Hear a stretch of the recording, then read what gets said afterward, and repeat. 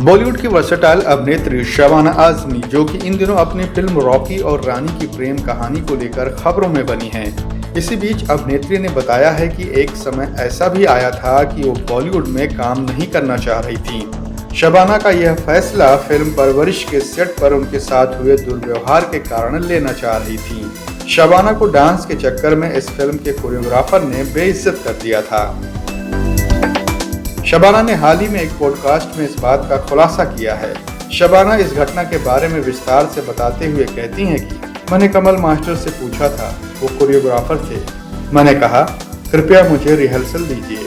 उन्होंने कहा कि रिहर्सल की ज़रूरत नहीं है, आपको बस ताली बजानी है। मैंने कहा ठीक है, लेकिन जब हम सेट पर पहुंच गए तो यह पूर्ण डांस नंबर था, जिसमें एक हाथ में बंदूक और दूसरे हाथ में भी बंदूक थी। यह इतना भयानक था क्योंकि मैं नीतू सिंह के साथ थी। इससे पहले कि मैं समझ पाती कि मुझे अपना दाहिना पैर रखना चाहिए या बायां पैर, नीतू 2 रिहर्सल कर चुकी होती है। शबाना ने आगे बताया कि वो चाह रही थी कि डांस के कुछ स्टेप्स आसान हो जाएं। शबाना ने यह बात कमल मास्टर को बोली, लेकिन इस पर कमल ने उन्हें काफी बुरा जवाब दिया। शबाना ने कहा कि सेट पर बहुत सारे जूनियर आर्टिस्ट थे। उन्होंने कहा ठीक है, लाइटें बंद करो। अब शबाना जी कमल डांस मास्टर को सिखाने जा रही हैं कि क्या स्टेप करने हैं। यह इतना अपमानजनक और बुरा था कि मैं सेट से भाग गई।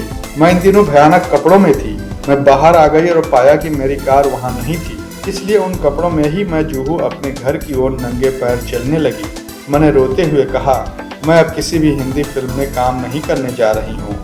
मैं यह अपमान नहीं चाहती।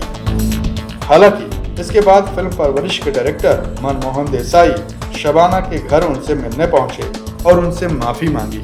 फॉर मोर वीडियोज सब्सक्राइब लहरें।